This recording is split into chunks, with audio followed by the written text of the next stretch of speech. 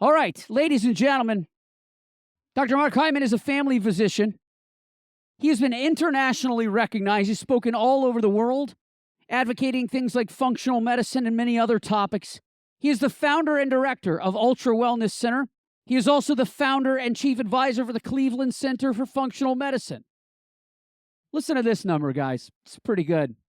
He is a 15-time New York Times bestselling author. 15 times. That's just 14.99999 more times than me. He is the founder of the Fixed Food Campaign and majorly involved in changing public policy as far as healthcare goes. He has appeared on CBS This Morning. He has appeared on the Today Show. He's appeared on Fox News, CNN, The View, Good Morning America. He has gone in front of Congress. He has gone in front of presidents advocating for healthcare changes. He has consulted with the Surgeon General advocating for healthcare changes. This is one of the foremost experts on functional medicine in the entire planet, and we can't be more excited than to have him here with us today. Ladies and gentlemen, put your hands together and welcome Dr. Mark Hyman. Thank you. Thanks for having me. How you doing, everybody? Enough coffee? Enough coffee? Good? Okay, we're going to go fast. I have a rare condition. I think I caught it from Jeff Bland. It's called cerebral fibrillation with a rapid mandibular response. So are you ready? I'm going to talk in doctor talk because often I give talks to the audience, but most of you are medical. Who's here is kind of medically trained? So most of you, sorry for the rest of you, I apologize, but we're going to go deep. And I'm going to talk to you about the emerging science of longevity, which is one of the most exciting fields of medicine. And what's exciting to me about it is that it really maps almost perfectly on the foundation of functional medicine.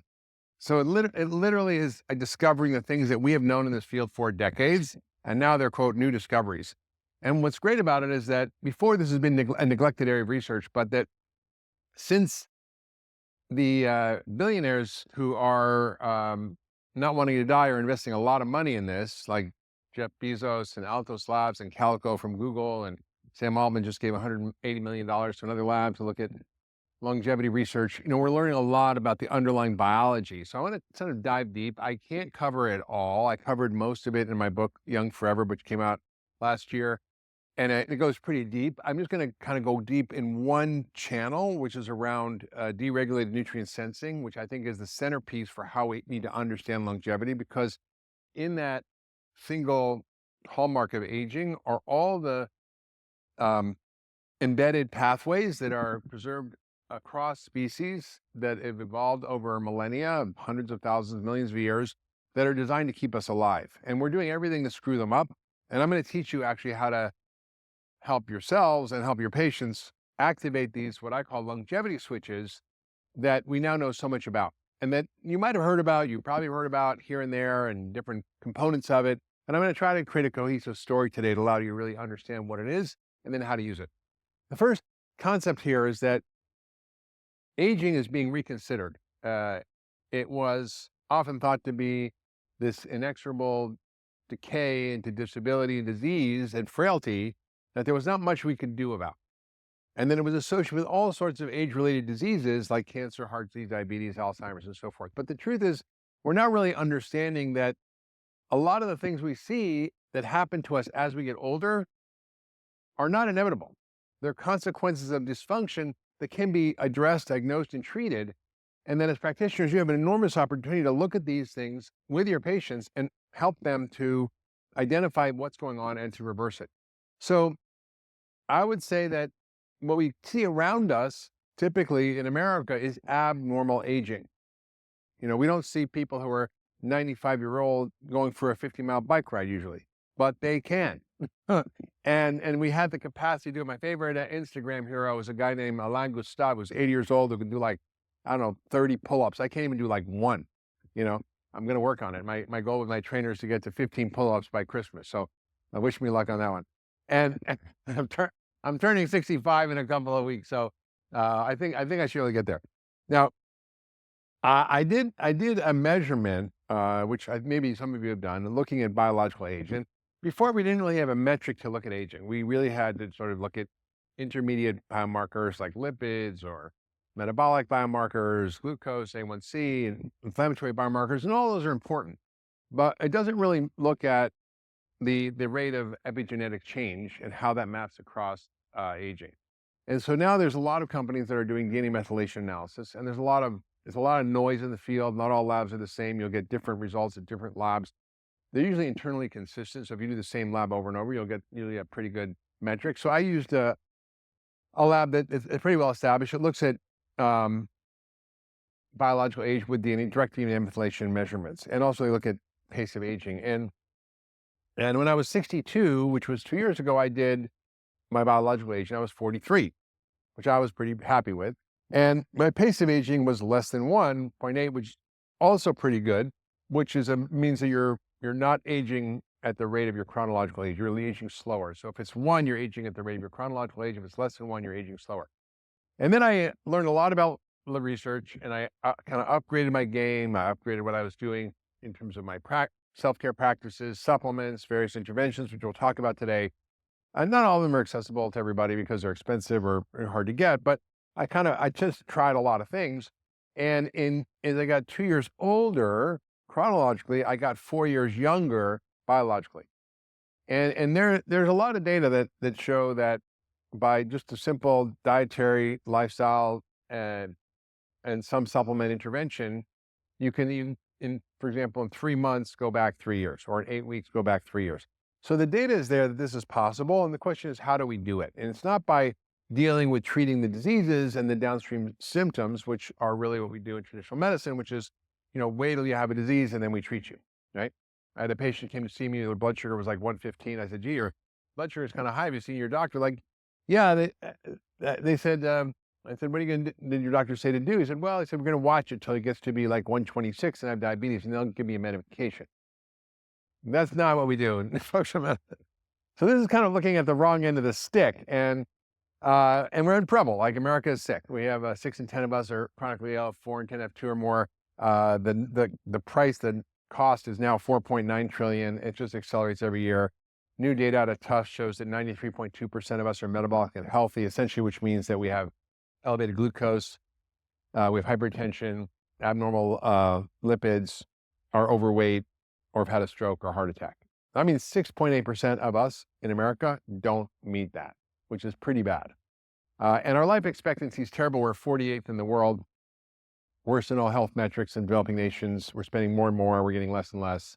The question then is, how do we fix this? And how do we, what we call, rectangularize the survival curve? James Fries out of Stanford did work years ago looking at if you exercise, kept your ideal body weight, and didn't smoke, that you would have a different life trajectory, that your health span would mostly equal your lifespan.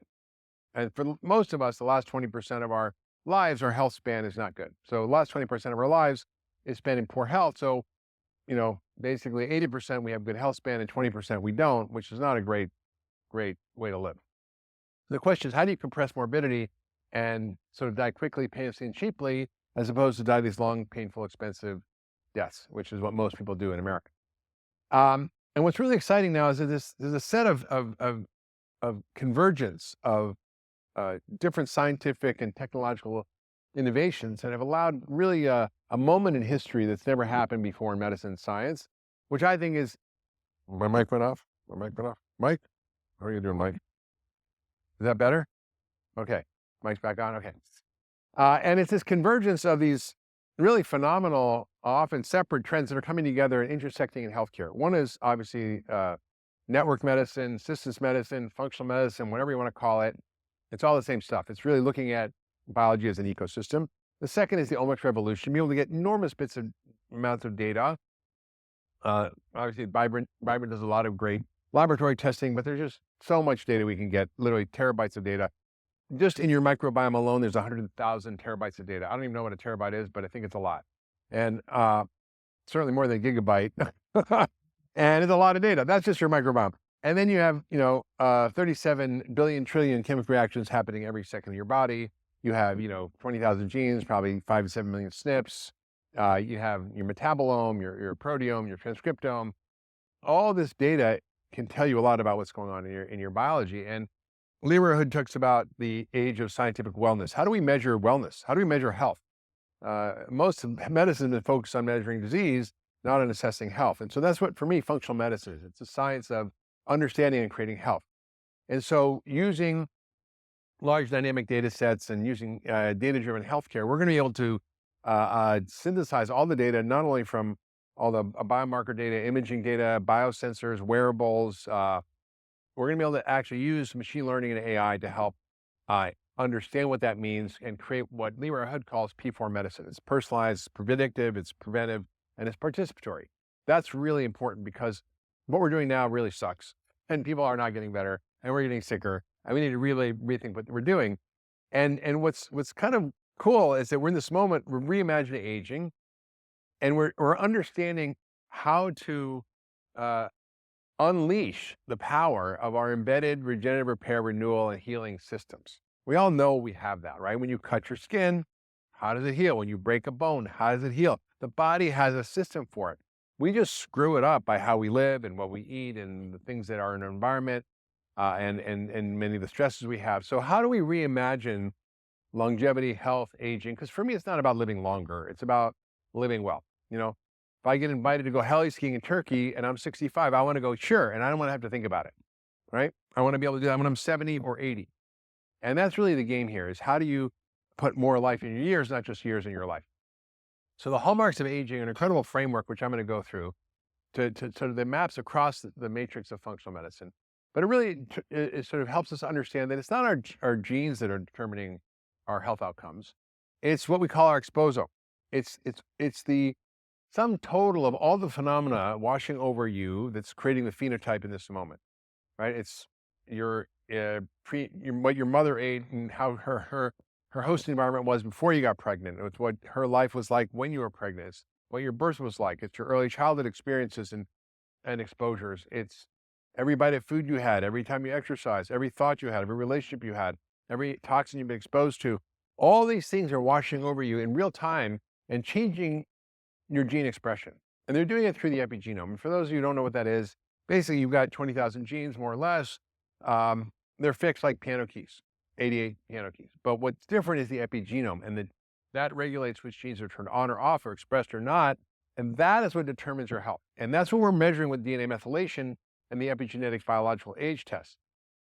And your epigenome is determined by your exposome, and it's modifiable. And that's what's beautiful about it. So with these advanced diagnostic tests, we can actually start to look at how can we modify our epigenome by different interventions. And so we're not sort of beholden to our genetic destiny, which is actually probably now, I talked to Eric Burden from the Buckets of Aging, maybe now only 7% of our health outcomes are determined by our genes. It's more like 93% is under our control. So who here has heard of the hallmarks of aging? Most of you. Okay, good. All right. So they're constantly adjusting these, changing them. This was sort of a framework that was developed, really looking at what are the things that kind of typically get dysfunctional as we get older. We stop having the ability to properly regulate certain pathways that relate to what we're eating. These are deregulated nutrient sensing. We're going to spend most of our time on that today. There's exhaustion of our stem cells. There's DNA damage. There's zombie cells, senescent cells, which secrete a whole slew of inflammatory cytokines and other harmful products we call, these zombie cells. There's mitochondrial dysfunction. We get damaged proteins like, glycated proteins like A1C. We have inflammation, which is really honestly a final common pathway. So some of these are effects, some of these are causes. They're kind of all mixed in. Telomere shortening, again, epigenetic changes and microbiome changes. And now some of these are primary and some of these are secondary. And I tend to think, what's the upstream cause? Because they're not all the same. For example, if your nutrition is bad, you're going to have inflammation, mitochondrial dysfunction. You're going to create more zombie cells. You're going to mess up your microbiome. You're going to have change your epigenome. So what is the kind of simple levers that you can pull that affect all these, right? What are the simple levers? And that's what we're going to talk about. What are the longevity switches, the simple levers that we need to really understand from a medical point of view? And how do you then intervene with your patients and clients to actually help them understand what these are and live a life that actually properly optimizes for the fundamental foundations of health. Now, this is a sort of a newer framework that came out a little bit ago after the initial conference on the hallmarks of aging. They just added a few other ones, but comprised autophagy and altered mechanical properties and splicing issues. But honestly, it's all the same kind of stuff. And what nobody really sort of asks about is, what are the hallmarks of health? Right?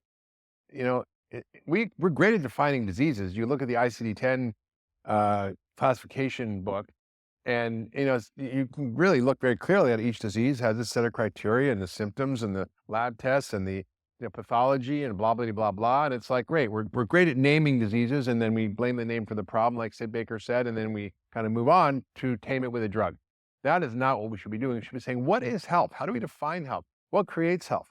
And there's now a real understanding. This is in Cell, which is a leading medical journal, around looking at the phenomena that have to be properly operating for you to be healthy. Now, in functional medicine, we really made this matrix framework. Now, it's an approximation of reality. I wouldn't say it's perfect, but it's a pretty good representation of how you can work with your patients clinically. And the way this was developed, for those of you who don't know, was there were probably 30 or 40 of us in the field 20 plus years ago who got together. We stuck ourselves in a hotel room in a conference room in Newport Beach. And we didn't leave until we came up with what we all agreed on was how things are organized. And it was based on all of our different clinical experience over decades. And it was really amazing how similar, even though we hadn't all compared notes before, how similar our understanding was of how things are organized. And it's quite simple, really. Who here knows who Sid Baker is? Oh my goodness. Okay, this is terrible. You guys need to know who this guy is. Go to the Integrative Medicine Journal. He's got a whole series of editorials he's written. He's, Jeff Bland is sort of the father of the functional medicine in a sort of academic, scientific way. Sid Baker has given us a lot of the foundational principles that we use every day in practice, like take out the bad stuff, put in the good stuff, and what are those phenomena that are really driving disease. And we really look at what are the root causes, and it's toxins, allergens, microbes, stress, poor diet, influencing our gene expression. And then what are we missing that we need to add in? Nutrition, the right nutrients, balance of hormones, proper exercise, light, air, water, movement, sleep, restoration, love, connection, meaning, purpose. These are all ingredients for health. I mean, meaning and purpose can extend your life by 7 years. So I'm playing tennis. By the way, if you eliminate heart disease and cancer from the face of the planet, life extension would only be about 7 years, 5 to 7 years. If you address all the hallmarks of aging, you might get 20 or 30 years. And so a lot of the science is really looking at how do we start to influence these. And you can see even in this matrix, a lot of the factors that are on the hallmarks of aging are in here, whether it's nutrition, or whether it's the immune system, inflammation, whether it's mitochondrial energy, whether it's assimilation, and the gut health, communication, which is a lot of the sort of altered cell communications. These are all sort of central to the framework of functional medicine. Now, the beautiful thing is that we use a powerful new drug to regulate most of these pathways. Now, this drug has the power to change your gene expression, to alter tens of thousands of protein networks, to optimize your hormones, improve your brain chemistry, optimize your microbiome. It works faster, better, and cheaper than any drug on the planet. It's available to almost everybody. It has almost no side effects. You know what it is? It's food. Food is the single biggest driver of so many of the pathways that have to do with aging, and it's really like code. It upregulates or downregulates your biological software with every single bite. Now, this patient at Cleveland Clinic was one who came in with pretty end-stage problems. She was 66 years old. She had a BMI of 46. She had an ejection fraction of 35%, which means she had early heart failure, not so early actually, some renal insufficiency. She was type 2 diabetic with an A1C of over 11. She had hypertension. She was on a set of copay medications. There was $20,000 copay for herself. And she was on her way to a heart transplant, a kidney transplant. And we simply changed her diet, and we gave her some simple lifestyle support. She was eating an ultra-processed diet her whole life. And in 3 days, she was off her insulin. In 3 months, she was off all her medications, reversed all her diseases. Her A1C went from 11 to 5.5, and her ejection fraction went from 35 to 50%, which is normal. And in a year, she looked like this with 116-pound weight loss. This is not a miracle. It's not an anomaly. It's not Ozempic. I mean, it's just, just understanding how biology works and working with it rather than against it. She was seeing the best doctors at Cleveland Clinic. She had the best medical regimens. She was optimized in every way, and she was eating the wrong stuff. And that's what happened. So basically, we're either dying of too much or too little. That's really the whole premise here of functional medicine, which is take out the bad stuff, put in the good stuff, get the basic physiological systems in balance. They're all networked together, and it creates a beautiful downstream effect of kind of restoring everything. Even if you don't understand how all these things work, if you do the right things, the body is pretty smart and it knows what to do.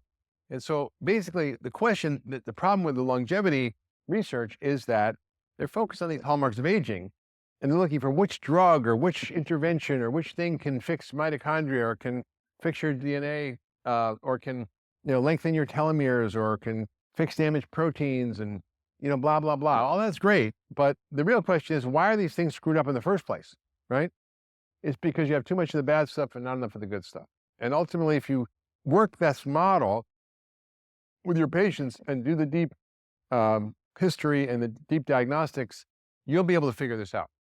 So now we're going to get into the meat, so to speak, of the conference and the talk here, which is what I call these 4 longevity switches. I made this term up, so you're not going to read about it anywhere else. But basically, I made it up. And basically, as I began to look at all the literature, I was like, wow, these are incredible. These are these 4 nutrient sensing pathways that are in every species from yeast to humans that are conserved across evolution that have profound effects on our health, on every aspect of our health, on the fundamental physiological functions that have to be operating properly for you to be healthy. And when they are not working properly, you get sick, right? And you get all the age-related diseases. So basically, these 4 embedded pathways, insulin signaling, mTOR, AMPK, and Sirtuins. You probably all heard of these. You know what I'm talking about? And the 2 of them sense too much stuff, right? So insulin sensing pathways detect too much starch and sugar. mTOR also is responsive to too much starch and sugar, but also is sensing amino acids and protein.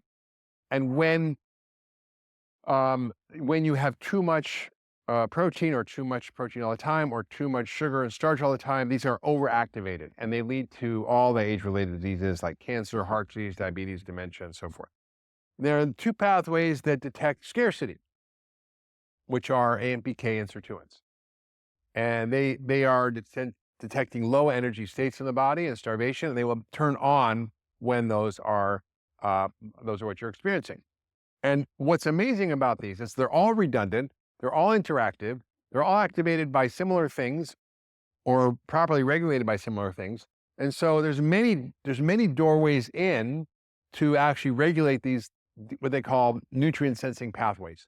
But they're far more than just sensing nutrients. They're also sensing things that are happening in your environment that you have control over, which is temperature, hot and cold therapies, different kinds of treatments that are available sort of medically, to exercise and so forth. All these are influenced, phytochemicals regulate these in tremendous ways. So it's really an incredible story. Now, one of the things that's agreed upon generally by scientists is that if you restrict your calories by 1/3, you will live 1/3 longer, which sounds good, but in practice, you're going to be hungry and miserable and cranky. So, and probably have no sex drive and whatever. But I think that doesn't sound like fun to most of us. It works, but it's not what we want to be doing. So how do you hack, I don't like that word exactly, but how do you hack calorie restriction? Because it is the thing that really is at the core of longevity, is understanding how deregulated nutrient sensing influences all of the other hallmarks of aging and pathways. And when you look at dietary restriction, it is a thing that will properly regulate insulin signaling, mTOR, AMPK, and Sirtuins in a positive way. Now, there are many ways to achieve this, and we'll go through most of the well-researched ones today. Time-restricted eating is one of the most easy and effective ways, and it doesn't mean you have to do like an 18-hour fast or a 20-hour fast every day. You can do 12 hours, 14 hours. If you can tolerate, if you have metabolic issues, you might want to do 16 hours. For some people, that can be too long. Some days I do 16. I don't do that every day. I'll do for sure 12, ideally 14 every day. And that's not hard. You eat dinner at 6, you eat breakfast at 8. That's a 14-hour overnight fast. Most of us just eat all the time. We snack, we have stuff after dinner. I mean, who invented snacking? They should go to jail. I don't know. Okay. Um, Now, the reason this works is because it activates something called autophagy, which means self-eating or self-cannibalism. And this is your recycling repair.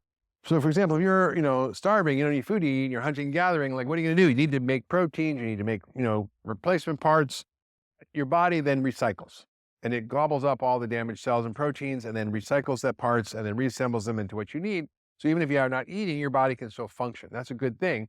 But it also activates a lot of other benefits, right? It reduces age-related biomarkers, it improves your lipids, your blood pressure, insulin resistance and inflammation, weight, sleep, body composition, all positively impacted by intermittent fasting, time-restricted eating. It helps reduce the risk of diabetes, cardiovascular disease, dementia, enhances immune function, cognitive function, protects against neurodegenerative disease, helps autoimmunity. It may even improve your response to chemotherapy and radiation, and reduces toxicity.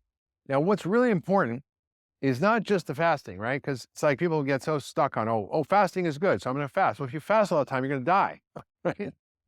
It's like Goldilocks. What's the right balance?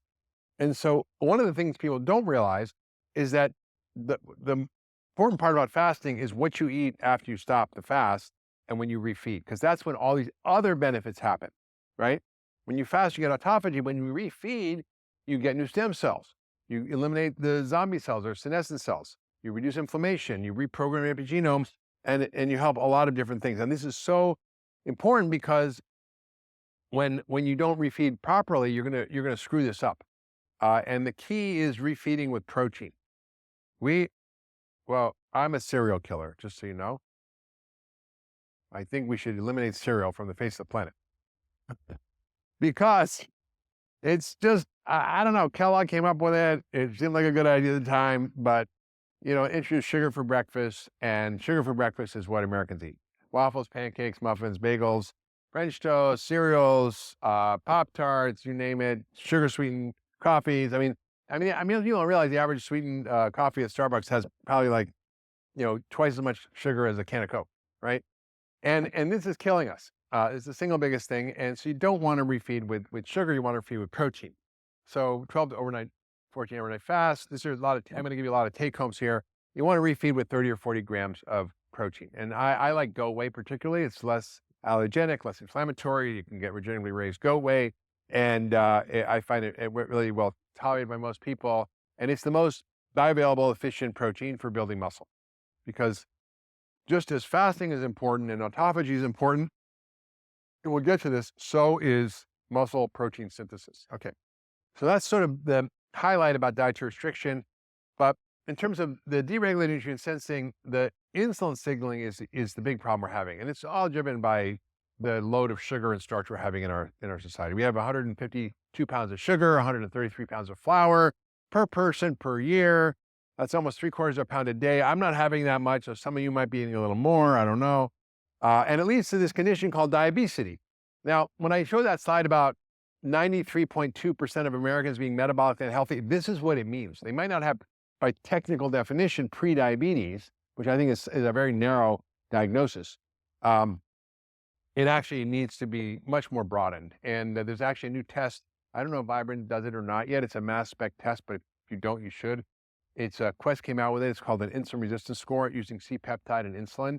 It's as good as a euglycemic clamp test for measuring insulin resistance, rather than having to give someone a glucose load, which is what I used to do. Give them, basically two cans of Coke, like glucola, 75 grams, and measure their sugar in 30 minutes, 1 hour, 2 hours after that. It's not fun. So this is actually better than that. And it measures insulin resistance. And the first thing to go up is insulin. Postprandial insulin is the first thing to go up, not your fasting glucose, not your A1C. And even, if your A1C is starting to go up over 5, you're seeing increased cardiovascular risk. So this is a huge issue. And even if you're not overweight, you can be skinny fat, which means you'll have less muscle, more fat, and your appendicular lean mass is low. You're going to actually end up with metabolic dysfunction, even if you're not overweight. So what is the take home on this? Well, I don't know, my thing's not working. Okay. Take home is obviously don't eat too much sugar and starch. Occasionally is fine. If you're metabolically resilient, it's fine. Like I worked out today, my body mass index, my My body composition is like 10, 11% body fat. My insulin's like 2. So if I want to have ice cream once in a while, I'm going to do it. But if you're diabetic or you're metabolically inflexible, not so good. No liquid sugar calories. That is the big problem. In sugar-sweetened beverages of all sorts, I'm open to all of them, you know what they are. Lots more fat. Basically that woman was on a 50% fat diet, and it wasn't keto, but she was 50% fat, and it was high phytochemical, high fiber, lots of protein, lots of fiber, all helps that. So this insulin resistance is, a whole week-long seminar in itself, but this is sort of the basic, simple framework. Now, anybody recognize what this is? Rapa Nui, right? This is Easter Island. And this is really an interesting story because some scientists went down to Rapa Nui in the 60s and they got some soil samples and they discovered there was this compound there that they thought it had some antifungal properties. So they called it rapamycin after Rapa Nui. And then scientists found that it didn't really work so well for that, but it had some immunomodulating properties. When used in high doses in a continuous way, it suppresses the immune system. So it's used in transplant medicine. It also is, by the way, used in some cancer therapy. And it's kind of cool. And then they discovered this pathway. It's called mTOR, which means mammalian target of rapamycin. So this pathway is actually called after this drug. Now, what's really interesting is mTOR, there was just an article, I think, about this in the New York Times a couple of days ago, although it had a very overweight, unhealthy looking guy who was taking rapamycin. I'm like, this is not going to help him. Like, it's the thing you do when you've figured out everything else right and you've got everything else right. It's not like you can eat your crap and take your rapamycin and be fine. Like, I'm going to take my statin, then I'm going to eat my cheeseburger and fries. It doesn't work like that. So mTOR seems to increase lifespan in all models studied so far. It's a key regulator of many, many cellular processes. It senses energy, nutrition, redox. It regulates autophagy. So when you inhibit mTOR, it actually stimulates autophagy. Rapamycin is an mTOR inhibitor. It blocks mTOR. Not 100%, but it inhibits mTOR. And that leads to this process of autophagy. So it's kind of like fasting without fasting. And it also controls, on the other side, protein synthesis, which you need. Because your body, but what does your DNA do? Your DNA makes proteins. That's all it does, right? It codes for proteins. And proteins regulate everything in your body, from that are peptides to, structural proteins to building muscle, which is, the biggest source of the need for protein. And, it's interesting. Protein is the only macronutrient you need in large amounts, right? There's no essential carbohydrates, right? You don't need a carbohydrate to live. That's why you go on a keto diet. Fatty acids, you need gram amounts, like 1 or 2 grams of omega-3 fats, right? Maybe also a little bit of linoleic acid. But you need protein in gram amounts. And we're really, especially as we age, much more need of protein than we thought. So protein synthesis is important. But when you overstimulate mTOR, then it's not so good, because if you're just eating all the time and you're not having autophagy, then you're going to end up with overstimulation of pathways that lead to cancer and other issues. So when you properly regulate mTOR, it reduces inflammation, it preserves stem cell function, it helps reduce the senescent cells. And what's really cool is it's not just by fasting or by taking rapamycin that you can regulate this, but there are cool phytochemicals. And this is really interesting idea that I kind of came up with years ago, studying phytochemistry. Like, how does all this stuff in plants know what to do in our bodies, right? It kind of blows my mind. Like, when you eat broccoli and it has sulforaphane, how does it know to upregulate your glutathione pathways? I came up with this concept called symbiotic phytoadaptation, that we co-evolve with plants. Our biology is lazy. We don't make vitamin C. Guinea pigs don't make it. Most other mammals make it because we can get it from the food. So we don't need it. We'll get it from our food. So they're not like essential nutrients, but they're kind of conditional essential, because without them, we actually can't really be healthy. And what's really cool is there's lots of ways that these phytochemicals interact with our biology. For example, one is coming from pomegranate, which is the elagiotannins in pomegranate are converted by your microbiome, if you have the right microbiome and if you haven't taken antibiotics, which, by the way, is there anybody in this room who has not taken antibiotics in their life? Wow. One person. Okay. That's the problem. The most of us, you really never take antibiotics? Even when you're a baby? That's insane. That's amazing. I wanted to get your microbiome. Can I get a sample after? Okay. So maybe that's inappropriate. Sorry. I have like I think Tourette's sometimes when I'm up here. Anyway, this you've heard of prebiotics, probiotics. These are postbiotics. So if you have the right bacteria, if you eat the ligotanas, it converts those into something called urolithin-8, which is an incredible compound that has been found and deeply researched to enhance mitophagy, stimulate mTOR, reduce inflammation, increase exercise performance, and has many, many longevity benefits. And you can actually take it as a supplement. A company called Timeline Nutrition makes this called MitoPure. I think it's a key centerpiece for therapy, and it's safe and effective. Rapamycin, I think, also can be used. I think there's a lot more research needed, but for those longevity enthusiasts, some of them are taking 6 milligrams once a week or different regimens on and off. Still figuring it all out, but it's something that I think is important. And I'm just personally, I've taken it. I don't really recommend it to that many patients. If there's patients who ask me about it, who really want to try it, who understand that there's not enough science and that there may be risks, but it can be something that can be useful. But we have to understand the mTOR paradox, and this is where people get confused. And you've got people on one side, like Peter Attia saying eat tons of protein, that's key. And on the other side, you've got people like David Sinclair saying eat once a day and be a vegan. And so how do you kind of make sense of all that, right? Well, it's like anything, right? We have on and off, right? We breathe in, we breathe out. Our heart is systole, diastole. We wake up, we fall asleep. The sun comes up, the sun goes down. Everything is like that in nature. So we need mTOR stimulation and we need mTOR inhibition, right? It's not one or the other, and we need to do it in the right way. And we need to understand that we have to have the right balance. So one of the huge problems with getting older, and one of the big drivers of chronic disease, is sarcopenia, because your muscles are not just there moving your skeleton around. They're incredibly active. They're hormonally active. They regulate growth hormone. They regulate insulin sensitivity. They regulate cortisol. They regulate testosterone. They influence your inflammatory immune system through myokines. I mean, they're an incredible organ that's been completely neglected. And one of my good friends, Gabrielle Lyon, she wrote a book called Forever Strong, where she talks a lot about this, but she calls it muscle-centric medicine. And I think this has been hugely neglected in healthcare. It's something that's never measured. I mean, doctors don't do body composition tests typically. I think a DEXA body composition is one of the most important tests for longevity, because even if you look thin, you could be, have extracentral fat or visceral adiposity. So it's really important that you actually understand how muscle works, how to maintain muscle, create muscle, build muscle, especially as you get older. Now, the problem as you get older is that when you get older, you typically have lower appetite, you don't eat as much, you don't have as much ability to use protein. So there's something called anabolic resistance, meaning you need more and more protein to get the same benefit. And then if you don't get enough, you're getting in trouble. Now, this was a woman from Italy who was Emma Morano, who was 117 years old when she died. When she was in her 90s, she went to her doctor and was kind of having the dwindles. And her doc said, hey, why don't you try to eat a pound of meat a day? So she did for the next 37 years and ended up living to 117. So protein is not bad, but you want to make sure you get good quality protein, regenerative protein.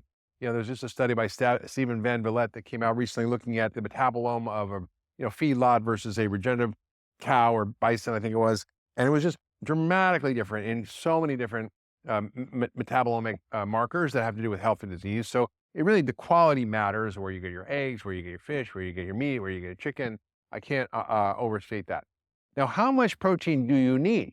Well, there was something called the Proteage Group, which looked at all the sort of protein scientists around the world got together and came up with a consensus paper that really looked at what are the requirements. Now, the RDA is 0.8 grams per kilo. That is the minimum amount you need so you don't get kwashiorkor or marasmus, not so you're healthy, right? This is to prevent a protein deficiency disease. Like, how much vitamin D do you need to not get rickets? 30 units. How much vitamin D do you need to not get osteoporosis and have a proper immune system and prevent cancer? I don't know, 3,000 to 5,000 units, right? 10 times that. So what they're saying is that as you get older, you need at least 25 to 40 grams per meal, with at least 2.5 to 2.8 grams of leucine. Leucine is the rate-limiting amino acid that's needed to turn on muscle protein synthesis. So if you want to stimulate mTOR and activate muscle protein synthesis, in other words, building muscle, you need at least 2.5 grams of leucine. So if you're eating 6 cups of rice to get 30 grams of protein, or 2 cups of beans to get 30 grams of protein, it's different than if you're eating 4 ounces of chicken or meat. One, you're getting all the extra calories and starch, and two, you're not getting leucine, because leucine is very low in plant proteins. Now, you can, if you're a vegan, get it by adding them in. And there are products out there where they jack up these processed plant proteins to get extra amino acids to build up to the right amount, and you can do it. And you've seen these, jacked up bodybuilders who are vegan. Well, I talked to them. They are just having tons of these processed plant protein powders. They're all jacked up with amino acids and so forth. So whey protein is probably the most bioavailable, most easy to take. And I can eat 50 grams in the morning like that, just in my smoothie, and it lasts me like most of the day, actually. And you can also supplement with leucine. You can supplement with branched chain amino acids with creatine. So the slide got cut off here. They made me use their slide format, so some of the slides got cut off. I'm sorry. Now, when you look at the data, this is not just my opinion. When you look at animal versus plant protein interventions for muscle protein synthesis, it clearly shows that animal protein far exceeds plant protein in terms of its ability to build muscle. So what's the take home on mTOR, right? You want to inhibit it and you want to stimulate it. So how do you inhibit it? Well, overnight fast, 12 to 16 hours. Phytohormesis, what is that? Who's here heard of hormesis? Most of you? No, not too many of you. Okay. Well, hormesis is essentially this idea of a stress that doesn't kill you, that makes you stronger, right? So if you lift weights, you're tearing your muscles. I went to the gym the other day and I worked with a trainer, and he put on this blood flow restriction thing. Have you ever done that? And I was lifting 10 pounds, which is nothing, right? I did like 3 reps at 10 pounds. I couldn't move my arms for a week, right? Because it was causing a stress, and it tore muscle fibers. And at the end, my biceps got bigger. I was like, oh, cool. But that really is stress that doesn't kill you, that makes you stronger. So phytohormesis is a concept that really is around the idea that these molecules that are phytochemicals in plants were not designed for us. They're the plant's defense mechanisms. They're to keep away predators, to protect from ultraviolet radiation, to deal with stressful environments and harmful situations. So these molecules are creating often a little stress in our system in a way that's positive. So urolithin A, we talked about as an mTOR inhibitor, oleuropein from olive oil, catechins from green tea, curcumin, berberine, which as an AMPK activator as well, resveratrol, quercetin. These are incredible. These are part of the longevity cocktails that you can take and give to your patients. Pharmacologic inhibition, maybe sometimes the rapamycin. Hormesis, also another doorway in to regulate mTOR. So saunas, cold plunges, ozone therapy, hypoxia. There are these masks you can buy for $50 on Amazon. You restrict your oxygen flow, or there's machines like Cell Gym, which you can use, and other machines to help create the hypoxic state, which puts your stress in your body. So it's like going to Mount Everest and coming down. And that will activate mitochondrial repair and function, and also inhibit mTOR. On the other side, you need to stimulate mTOR. So you want 30 to 40 grams of protein in the morning, particularly with 2.5 grams of leucine, about 1 gram per pound of ideal body weight. So if I'm 175 pounds, I need about 150 to 170 grams of protein a day. It sounds like a lot, but if I get 50 in the morning with my shake, and then I get, another, if you get like a 4-ounce piece of meat, which is not very much, it's like a little tiny piece, that's 30 grams. So you have 8 ounces, that's 60, do that twice a day. I'm already like up at 170. So it's not that hard. Strength training, because, eating a protein without strength training, it will help a little, but it's kind of like putting your ingredients in the soup pot on your stove and not turning on the heat. The strength training turns on the heat, and it's so critical as you get older to maintain and build muscle. I can't underscore that enough, and to understand how to actually regulate mTOR so you both inhibit it and stimulate it in the right way. Okay, so let's talk about the next pathway. So this is insulin signaling and mTOR are sensing too much. AMPK and Sirtuins are sensing a low energy state. So AMPK is adenosine monophosphate kinase. So ATP is what your mitochondria make to make energy. You give away phosphate molecules in the process of running your system. It's kind of like running your gas tank down, and you end up with AMP. When you have too much AMP kinase gets activated and starts another set of processes that are very beneficial. So it increases fatty acid oxidation, it increases glucose uptake, and it helps autophagy, mitochondrial function. So you can see a lot of these pathways are all redundant. We're talking about mTOR, we're talking about autophagy, we're talking about mitochondria. It's all the same thing, right? And so, you get a lot of benefits from activating AMPK. Exercise does it, fasting does it, and you might have heard of metformin. We're going to talk about that in a minute. But a lot of longevity kind of enthusiasts are trying metformin. I have a lot of problems with that, and I'll tell you why. Quercetin is one of the best AMPK activators. Quercetin is from a lot of plant foods. One of the best is Himalayan tartary buckwheat. Jeff Bland has a company now called Big Bold Health, where he makes products derived from this from a regenerative farm near Cornell. And it's this 4,000-year-old grain that is one of the most phytochemically rich grains on the planet, and has many bioflavonoids, including quercetin, and has been studied, and it has many immunorejuvenating properties. So it helps in a lot of ways, not just AMPK. Berberine also can be helpful. And that obviously exercise with cardio, strength training. That's me in the gym. I don't know if you recognize me without my clothes on, but this is sauna therapy, also very helpful. All these things are great, and they can help activate AMPK. But what about metformin? Who here is prescribing metformin for longevity? Anybody? One person? Okay, that's good. All right. So I'm going to talk to you. I don't think it's the anti-aging pill. Here's why.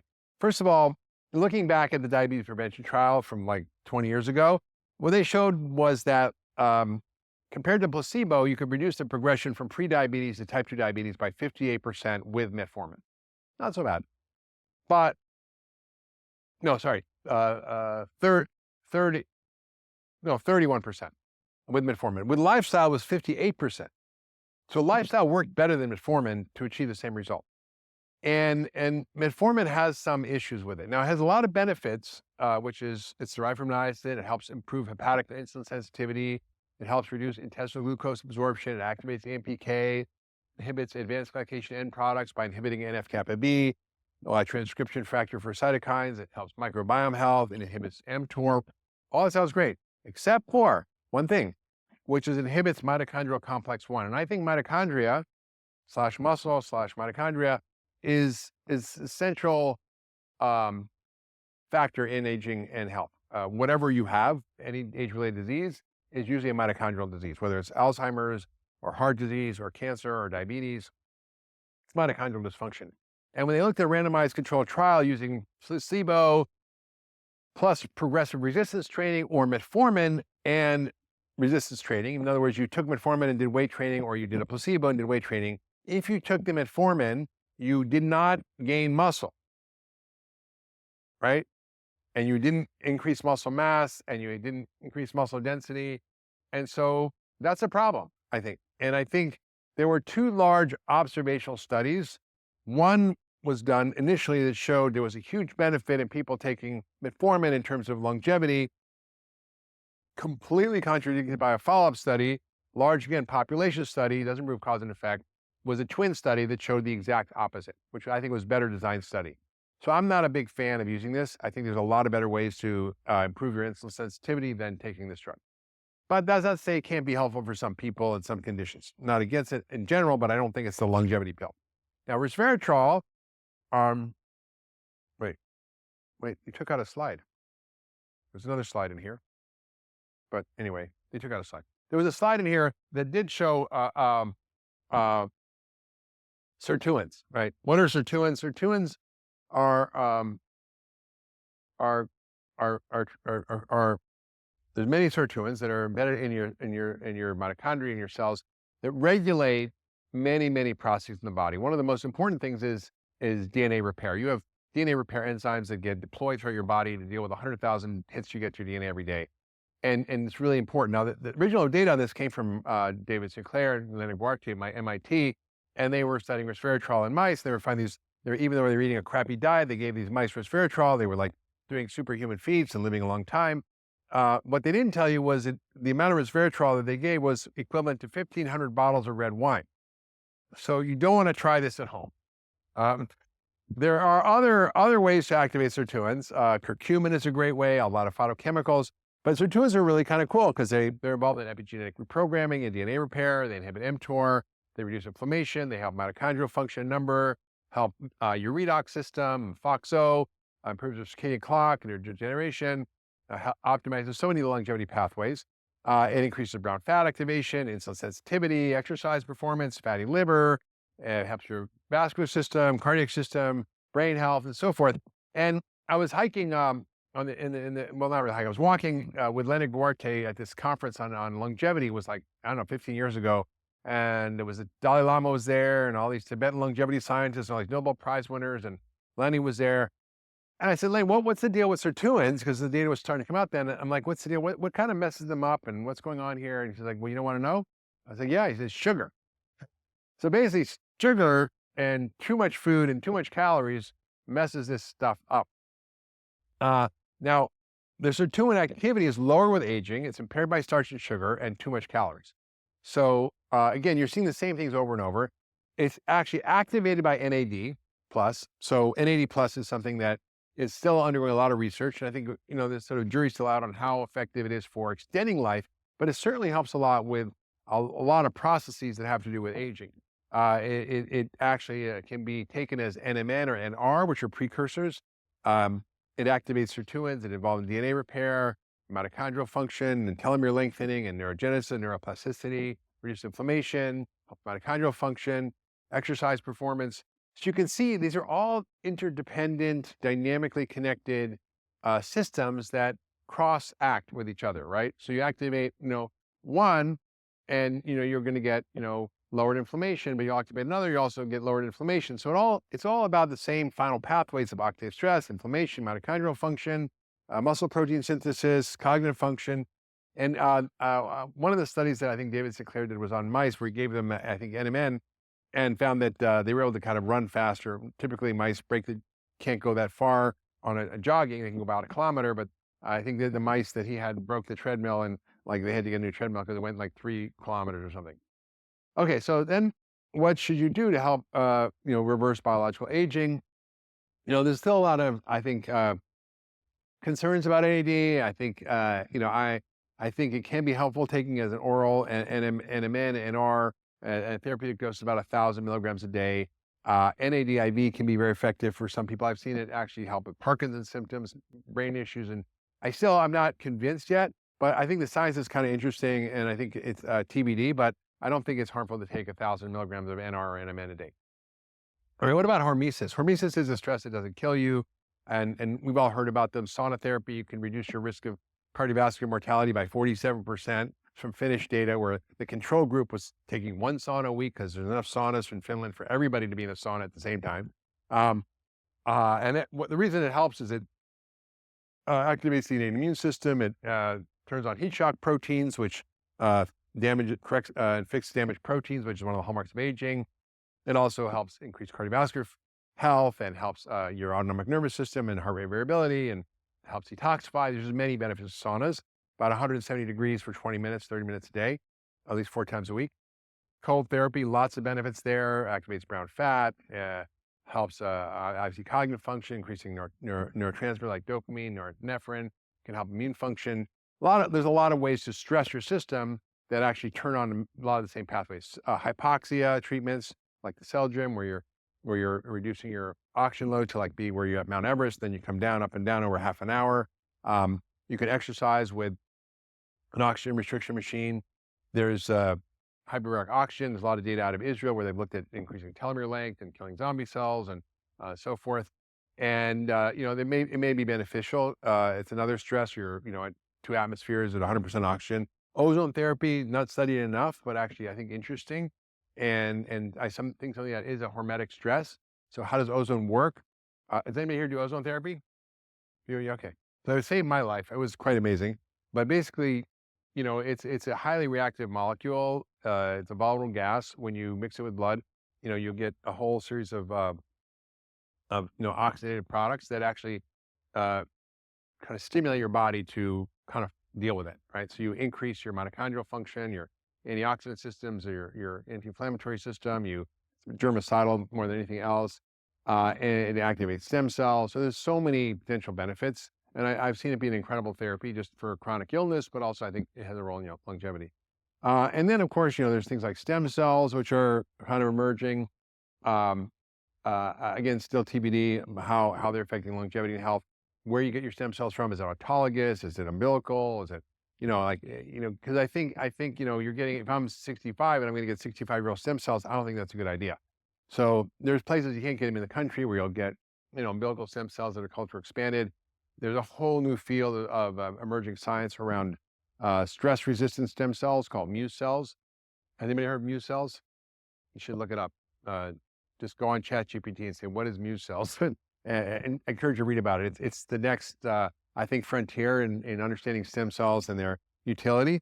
So I think, and then there's obviously exosomes. We'll get to in a minute. But one of the interesting areas of longevity science is a lot of research going on in these labs, like Altos lab around Yamanaka factors. Now, I'm kind of getting off of left field. Everything I just told you was stuff that you can do, that your patients can do, that's generally accessible, it's generally affordable, that is really, I think, foundational. And that'll get you 80, 90% of the way there. What about Yamanaka factors? Anybody heard of those? Nobody? Where you guys been? Okay. Yamanaka factors guy is Jap. Well, I guess this is what I do for a living. I just study all this stuff because I'm a nerd. But anyway, I won't hold it against you. The Yamanaka was a Japanese researcher who discovered there was transcription factors that could be that they control embryological development. And why do when you embryologically develop, you don't develop a 4-foot long nose or a 20-pound liver? Because the body has these regulatory pathways that kind of control embryological development and then stop it, and then but can it be turned back? Can it be reversed? And he found that there's these transcription factors named after him, of course. He won the Nobel Prize for it, that actually can be inserted into organism and they can be turned on through an external switch, and they can reverse your stem cells to be any cell, take any cell in your body and reverse it back to its pluripotent, inducible pluripotent stem cell, which means you can kind of reverse your biological age. And the idea would be, for example, maybe 5 years, 10 years, 20 years, I don't know when it's happening. They'll insert through a plasmid or a viral vector the Yamanaka factors into your cells, and then through some external switch, could be a medication or some supplement or something, they turn it back on. Let's say you're 50, you're like, I'm getting a little flabby. My sex drive's not so good. I'm getting a little gray. Whatever, my skin's a little wrinkled. You just turn them on and you can go back to 25. I think we're going to get there with the science. It's really exciting. It's not ready for prime time, but I think it's very cool. And of all the things that I've seen out there that can get us to like 120 or 130 or 50, this is the thing. Of course, exosomes can be very useful in medicine. I mentioned them before, but they're the intracellular vesicles that are in stem cells that do all the work. They can kill all the growth factors, the anti-inflammatory cytokines, the repair factors. So when your stem cells are recruited, what do? How do they do their work? They actually secrete these exosomes, which are full of all these healing factors. And so they can be used for orthopedic injuries. They can be used systemically, intravenously for rejuvenation. And I think they're an important part of longevity practice. Peptide therapy, I think probably some of you are using peptides. Unfortunately, the FDA has come down pretty hard on them, but there's some side back doors to get them. But again, they can be very helpful for regulating many, many things. Peptides have been around forever. Insulin's a peptide. Ozempic's a peptide, right? And so I think with the Ozempic craze, they realized that these peptides turn be great medications. So they're going to turn off the spigot for people who are using them through compounding pharmacies and make it illegal. But usually when something works in medicine, they kind of make it illegal so the drug companies can do it. But peptides can be very helpful, and I've benefited from them. My patients have benefited from them, whether it's BPC-157 for tissue repair and injury, or whether it's thymus alpha-1 for immune function. I have an assistant, and she was getting sick and getting cold. I just gave her a couple of shots one day of thymus alpha-1, and she was completely better. So the body has all these thousands and thousands, tens of thousands of these peptides that are regulatory peptides that you can learn about and start to use in your practice. The other cool thing that I think is emerging, and I think is again one of the other more promising longevity technologies, is plasma exchange. And it had to do with these experiments they did called parabiosis, where they hooked up a young and old mouse, and they found the old mouse become young, the young mouse become old. What was it going on? They thought maybe the young mouse was giving the old mouse stuff. It wasn't that. It was basically stuff that was in the old mouse that got filtered out. And so then they did studies where they did plasmapheresis, and they actually took out plasma by basically taking blood out of one arm, running it through this plasmapheresis machine. These have been around forever in medicine. And then taking out all the cells, then putting them back in with albumin, but taking out the plasma. So the old plasma has all these inflammatory molecules, damaged proteins, toxins, who knows, infections. You get rid of all that crap and you throw it in the garbage.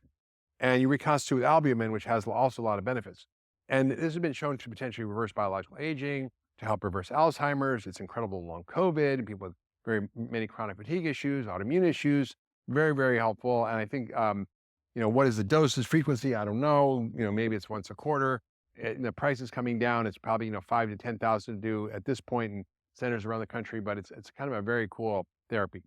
And actually right around here, there's a lot of research going around plasmapheresis in Silicon Valley as well. Regenerative medicine is really around healing from, tissue injuries and stuff. And I've had a lot of benefits I've had like 3 back surgeries. So I've had a lot of injections of, placental matrix and exosomes and peptides and stem cells. And I find those very helpful. But again, it's still kind of not quite in general mainstream medicine. The other thing that's really important to realize is that what goes on in between your ears really matters for longevity. Your beliefs, your thoughts, your relationships. Didn't talk enough about that today, but it's one of those core phenomena. And, most of it has some level of trauma. Gabor Mate talks about, minor or, big trauma, little trauma. Little trauma could be just where, you were picked on as a kid. And big trauma could be you were, sexually abused, right? And so all those influence us. And I would encourage you to do an ACE questionnaire with all your patients. That's an adverse childhood events questionnaire, because it's very predictive of whether they have chronic disease or obesity or other issues.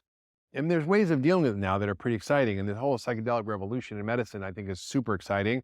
A lot of research going on here at Stanford, other places. There's guys doing ibogaine research and for trauma and PTSD, whether it's MDMA or psilocybin or,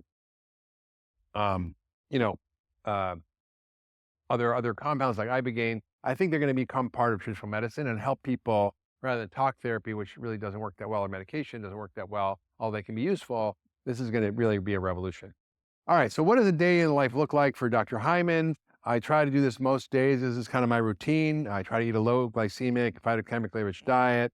I try to do time-restricted eating, eat enough protein, get enough sleep, try to meditate and reduce stress, which is not always easy. I definitely do resistance training. I did in my room this morning. I travel with bands, and I use a doorknob and a band on the floor, and I can do almost everything. VO2 max training, which is cardio. We didn't talk much about that. Hormetic therapies. I got a new house in Austin. We just moved there. I built a sauna and a cold plunge. I want to get a hyperbaric chamber. Definitely spent a lot of time going to a weekend event with very close friends this weekend, and being in community, very, very important. Trauma healing, also very helpful. And then what do I take? Oh wait, you took away my slide. You deleted my slide. Oh, it was my whole stack of everything I took. So, oh well. Well, anyway, it's in my book, Young Forever. You can look at it. You have to buy my book now. What can I say? Basically, I take a stack of things, but I think the most promising things are urolithin A and rapamycin and NMN and quercetin and Himalayan tartary buckwheat and so forth. And of course, you don't want to listen to this lady who was the longest lived person ever, Madame Clément. She died at 122. She smoked, she drank, ate a lot of chocolate. I don't think she was married. Maybe that was her secret. I don't know. Women tend to live longer if they're not married. That's not true for men. But she had some kind of jackpot gene. That's probably ApoE222. If you want to learn more about me and listen to what I'm doing, you can follow me on my podcast. Go to my website, drhyman.com. Have tons of free content. And obviously, social media is Dr. Mark Hyman. And it's just been a joy speaking to you all today. I hope you had fun and learned something. I literally just scratched the surface, but hopefully you get some real practical take-home tips about how these fundamental longevity switches and pathways work, why they're important, why you're hearing all this stuff about NAD and metformin, rapamycin. Now you have a context to put it in, and you understand how it all fits together and why it kind of influences these fundamental systems that we're all working with our patients with. We call them the hallmarks of aging and longevity science, but really it's the functional medicine matrix and framework. So thank you very much. See you next time.